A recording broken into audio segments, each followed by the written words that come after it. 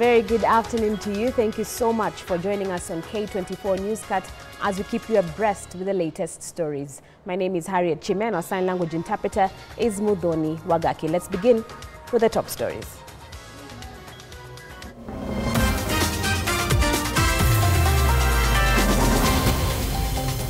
Acting Police IG Gilbert Masangeli to appear in court over the disappearance of two siblings and an activist in Kitengela 2 weeks ago. China commits to expanding its market for Kenyan produce during President William Ruto's visit to Beijing. Gala courts are good when it comes to issue of drought. They are productive, they are of high yield, and they can even mature very fast. Vulnerable pastoral families in Laikipia North Sib County who lost livestock due to drought benefit from Gala goats aimed at breed improvement. Welcome to the broadcast. Thank you for joining us once again. China has agreed to give market access to Kenya's agricultural products, President William Ruto said on Tuesday after a meeting with his Chinese counterpart Xi Jinping.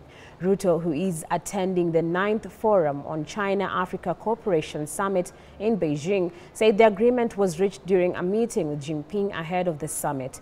President Ruto's announcement came amid a drop in Kenya's avocado exports to the Asian giants market so far this year as Kenyan exporters focus on the European and North American markets.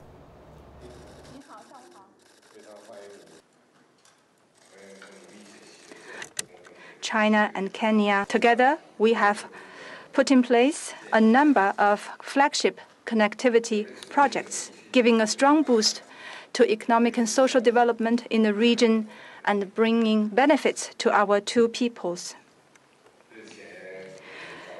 Recently, we just held the third plenary session of the 20th CPC Central Committee, laying out a strategic plan for comprehensively deepening reform to advance Chinese modernization.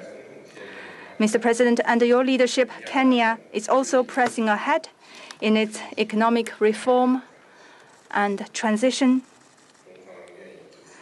China wishes to take the opportunities presented by the summit to further align our development strategies. Your Excellency, let me commend your leadership of the South-South cooperation that brings together many developing countries, and to specifically point out the relationship between Kenya and China. As you know, Your Excellency, I was here last year for the BRI summit, and I want to thank you for the conclusion of the program on Kenya's rural roads, the intelligence transport system that has now been concluded, and the progress that has been made on our technical vocational equipment program, Boster Dam, the Nairobi Northern Bypass, and the Muthaiga-Kiambu bypass programs that have already, we've made very good progress, and hopefully we should be able to conclude.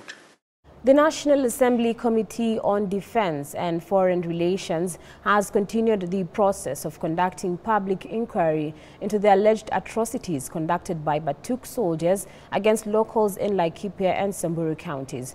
During the session, local non-governmental rights groups portrayed a picture of delayed justice, majorly on rape, murder and assault cases that don't appear to serve them justice anytime soon.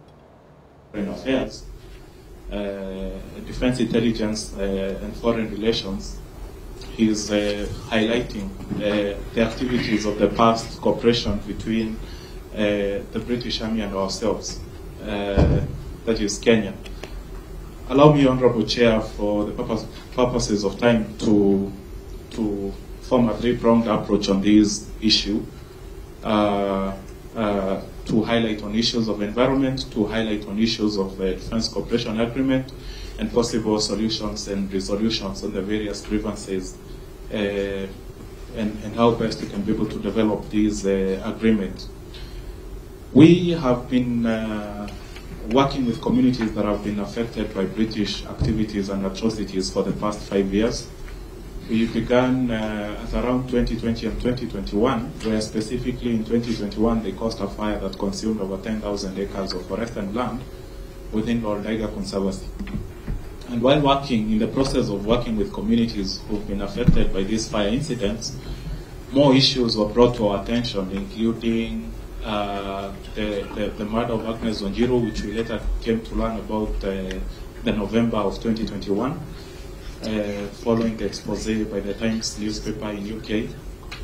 There is also other issues pertaining to allegations of rape, which happened to have been a cold case, but we've had new evidence coming up, including issues of, including other issues of, economic sabotage and corruption and allegations of corruption. So, allow me to highlight maybe the most significant of these issues that have come to our attention. Just yesterday, there is an article that was published at the declassified newspaper in UK following our investigations on a case that went cold at around 2005. In 1995, there were two girls who were... The government is expected to save 30% of public procurement resources once the procurement process is fully automated by January next year. According to the Kenya Institute of Supplies and Management, the digitization process would also reduce cases of fraud in the sector. This comes in the wake of reports of increased cases of graft in the procurement sector, mainly in the counties and several government agencies. According to the Institute CEO Kenneth Matiba, the automated process would be paperless and would hasten the procurement process in all government agencies and counties.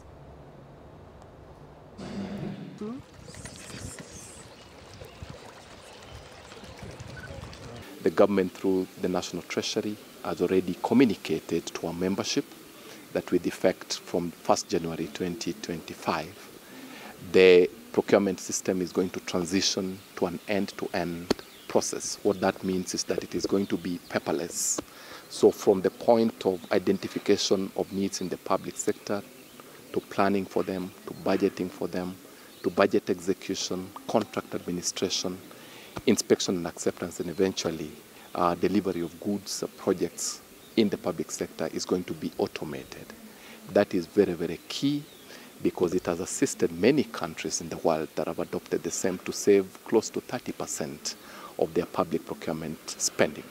And it is also going to aid in reduction of fraud, which has been a challenge in some instances in the past. Realize that technology is disrupting very many sectors. And at the end of the day, services like supply chain are supporting institutions to deliver on their mandate.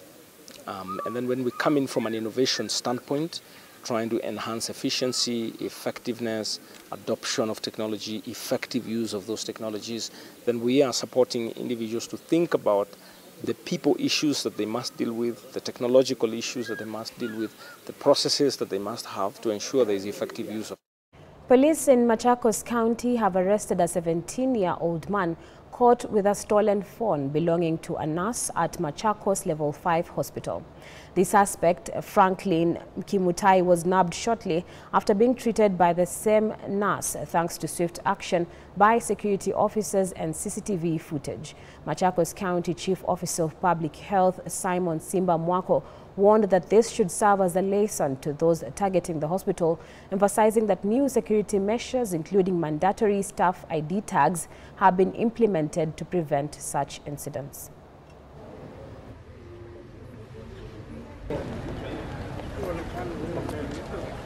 Nilitoka tu kwa room 5 minutes, then nikirudi nikapata simu imeenda. Kumbe kijana aliingia haraka akachukua simu na akatoka. Then immediately nikachukua hatua ya kuripoti kwa security. Now security waka-act very fast, wakaangalia kwa CCTV, wakamuona vile aliingia na akatoka. Then wakafuatiliwa, akapatikana bado wako ametoka from the hospital. Wednesday last week tukiwa na kisa cha watu ambao walikuwa wameimbia wagonjwa simu pale, and it is very unfortunate ya kwamba mtu amekuja hospitali kutibiwa alafu mtu mwingine anachukua nafasi ya kumwimbia simu. Nataka kutoa tahadhari kali sasa ya kwamba haitakuwa biashara kama kawaida, na niliwaambia gavana wetu tayari amefanya investment kubwa sana, na hatutaruhusu watu badala ya kusaidia wenye wamekuja kwa hospitali wanaingia katika haya mambo ya kuwaimbia. Na kama nilivyosema wiki iliyopita, hatutalegeza kamba na wembe utakuwa huo huo kwa kila mtu ambaye atakuja hapa na kusudi la kuimbia wagonjwa. The Kenya National Chamber of Commerce and Industry, in partnership with Trademark Africa and the Kenya Manufacturers Association, has signed an agreement which aims to boost manufacturing and enhance capacity of Kenyan SMEs by providing comprehensive support encompassing market intelligence, policy advocacy, among others. This is the 4th edition of the NCCI Exporters Roundtable meeting, which is a platform for Kenyan exporters to explore and expand into new markets by focusing on different economic blocks each year.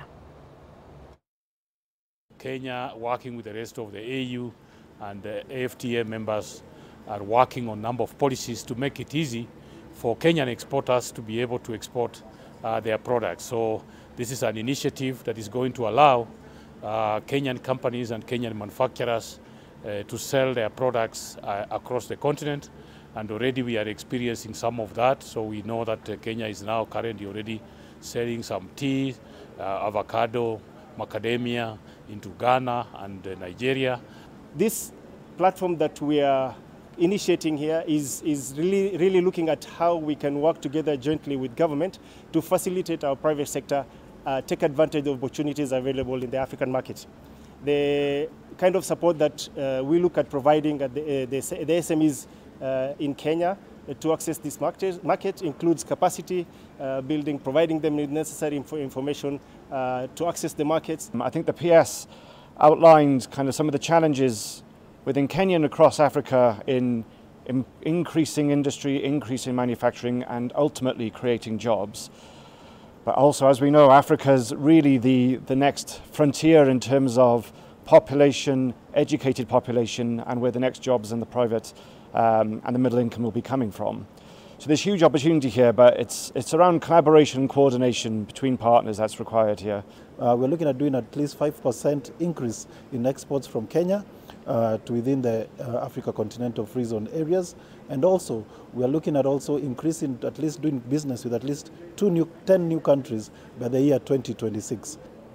This framework, under the AFTA initiative, has been designed and adopted by our governments all over the continent. Out of the 55, we have 54 of them that have signed the agreement, But the business community should take up the responsibility and run the initiative. Kenya's Health Ministry has confirmed another case of Mpox, bringing the total to 4. Though no travel history of the patient was immediately divulged, the case was reported in Nakuru County. The 4 confirmed cases are now in Taita Taveta, Busia, Nairobi and Nakuru counties. Health PS Mary Muthoni said on Saturday that 2 more samples are pending confirmation. At the Kenya-Uganda one-stop border post, those coming in from Uganda's side are forced to wash their hands and take temperature tests by walking through these machines, with health officials following the strict guidelines. When the alarm is set off, one is forced to wait for a while before taking another walk through the machine that has a camera that detects the high temperatures. According to Paul Kabi, the health officer in charge at the Malaba one-stop border, at least 800 people are tested every day, saying they are ready for any eventuality, as he called on those using the border to follow the strict health guidelines. Actually, this disease is preventable if all measures can be done to hand wash all the time and avoid contacts with any suspicious case. Anybody who has presented with any case, you avoid contact because it is a contagious disease Anybody who has those lesions, you avoid contact with such a person. Though the testing has been ongoing for some time, most of those going through the screening don't understand why or what Mpox is all about. Sijaona chochote. Je, umeweza kupimwa? Kuna ugonjwa unaitwa Mpox. Je, umeweza kupimwa ukaangaliwa?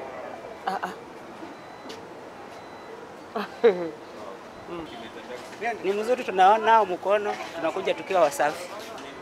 Nikamwambia mimi osha mkono, ukimaliza osha mkono ipita tu hivi. Akamwambia mimi hivi, nikafuata tu hivi. Public participation is needed. It's awareness. Kupeana watu habari na ujumbe kuhusu hii ugonjwa wa Mpox. Kwa sababu watu wengi hata waelewi. Wanafikiria ni ugonjwa wa zamani ya utoto ile ukitokwa na hizo vitu inaitwaje? Hiyo ugonjwa ya kawaida, lakini kulingana na vile inaonekana hii ugonjwa si ya kawaida. Truck drivers have not been left out with long queues, experience for more than 5 kilometers all the way from Kocholia to Malaba border. The drivers say there is need for the government to expedite the process because it takes one at least 24 hours to get over the 5-kilometer jam. Hii jam iko kama kilomita 15 hivi. Sasa huwezi jua nini inaendelea huko mbele, na mimi naona inasoka pole pole inanyamaza.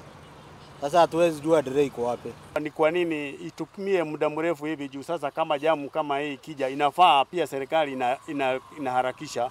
Kama ni kupima watu wanapima wapimwe na waondoke, isiwe ikawa ndio inaifanya foreni ikawa kubwa. Paul says his Kenyan and Uganda counterparts are working hand in hand to ensure the safety of the locals, though the residents are worried of the porous border. For some people, use panya routes where testing isn't done. See, this is a one-stop border post, whereby those trucks going to Uganda will not stop here. They will go and stop in Uganda. And those ones coming to Kenya will not stop in Uganda. They'll just come straight to Kenya side. And this is when we do the screening on the Kenyan side, those who are coming. Those who are going to Uganda will be done by Uganda at the other side. Lakini sasa siona wakipima sababu ukienda pale railways kuna wale wanapita mkuu huko, kuna wale wanapita upande huko ambapo siona wakiweka hiyo vitipiti ya kupima watu. The Ministry of Health is not taking anything for granted. John Makuba, K24 TV, Malaba border. Well, on that note, we take a very short break here on K24 Newscut. We'll be back with more stories. Stay put.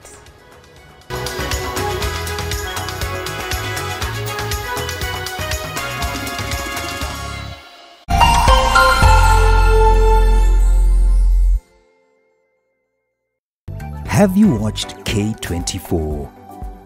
We would love to hear from you. Send us your feedback on what you like and what you don't like and why. You can use any platform to reach us. We can be reached